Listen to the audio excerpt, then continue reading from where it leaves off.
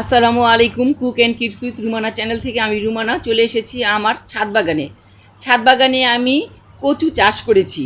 এই কচু শাক থেকে আমি প্রায় কচু শাক খেয়ে থাকি, আর খাওয়ার পরে গাছগুলো অনেকটাই দুর্বল হয়ে গেছে। সিদ্ধান্ত নিয়েছি আর রাখবো না, এটা তুলে ফেলবো, সেখানে অন্য কোনো নতুন সবজি লাগিয়ে নিব। ছাদে কিন্তু আমিও আম্মুর সাথে এসেছি, এই যে আম্মু। হ্যাঁ, আমরা দুজন মিলেই কচু শাক তুলবো। আমি ঈশিকা ভিডিও করবে। হ্যাঁ, আমি ছাদে দুই জায়গায় কচু শাক লেগেছি। প্রথম যেই সাইড থেকে আমি তুলে নিচ্ছি সেটাই আগে দেখাচ্ছি। দেখুন, এখান থেকে আমি কচু শাকগুলো তুলে নিব। আমি কচুটা উঠার পরে দেখতে পাচ্ছেন আপনারা, এখানে কিন্তু অনেকটাই লতি আছে। আমি অবশ্যই একদিন এখান থেকে লতি তুলে খেয়েছিলাম। এই জায়গার মাটিটা অনেকটাই শক্ত, তাই তুলতে গেলে আর ছিঁড়ে আসছে কচু শাকগুলো। দেখুন, অনেক কষ্টই কিন্তু হচ্ছে, আর শিকড় দিয়ে একদম ভরে গেছে। নিচে অনেকটাই কত বড় বড় লতি দেখা যাচ্ছে, দেখছেন? আর পাতাগুলো কত সুন্দর, একদম কচি কচি পাতা। আমি বেশ কয়েকবার খেয়ে নিয়েছি, সেজন্যই কচুগুলো আর বড় হতে পারিনি তেমনটা। এখন আমি তুলে নিলাম, আর আস্তে আস্তে আমি সবগুলোই তুলে নিব। এইগুলো কিন্তু খুব বেশি মোটা হয়নি, একটু চিকুনি হয়েছে। ওই যে বললাম না, বেশ কয়েকবার খেয়েছি, খাওয়ার কারণে এগুলো আবার আগেরগুলো খেয়ে নেওয়ার পরে নতুন এগুলো হয়েছে। আর দেখুন, এইটার কচুটার মধ্যে কত বড় লতি হয়েছে। এই সাইড থেকে আমার তোলা শেষ, আর তুলব না। এখন আমি আরেকটা যেই জায়গায় লাগিয়েছি সেই জায়গাটা দেখিয়ে দিচ্ছি। দেখুন, এটা হচ্ছে আমার মূল খাজানা। এইখানেই কিন্তু আমি অনেকগুলো কচু লাগিয়েছি। একটা বড় বলের মধ্যে আমি কচু লাগিয়েছি, এই তলাটা আমি ফুটো করিনি। আর এর মধ্যে কচু লাগানোর পরে আমি কিন্তু এতগুলো লাগিয়েছিলাম কমই, 3-4টার মতো। এগুলো সব নতুন চারা গজিয়েছে। এই চারা থেকে এই এতগুলো কচু শাক হয়েছে। আমি কয়েকদিন পর পরই এখান থেকে তুলে খেয়েছি।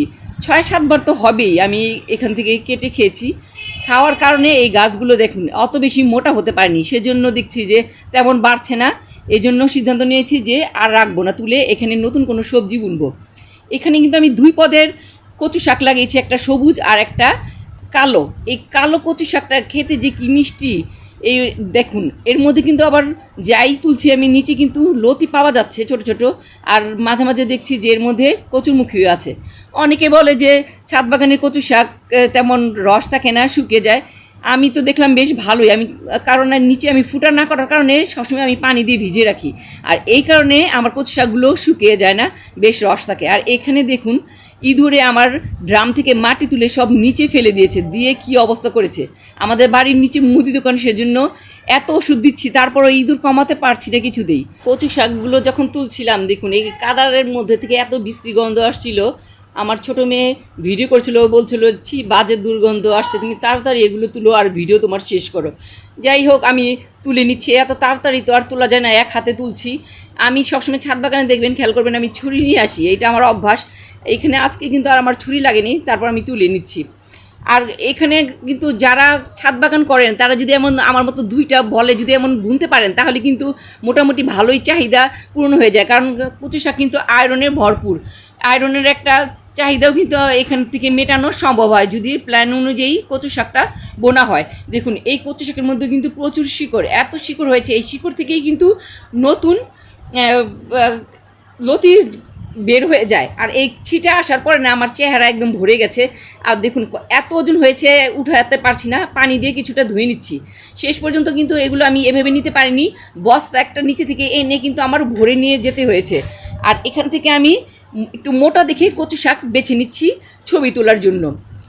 দেখুন, আমি সুন্দর সুন্দর দেখে একটু বেছে নিয়েছি।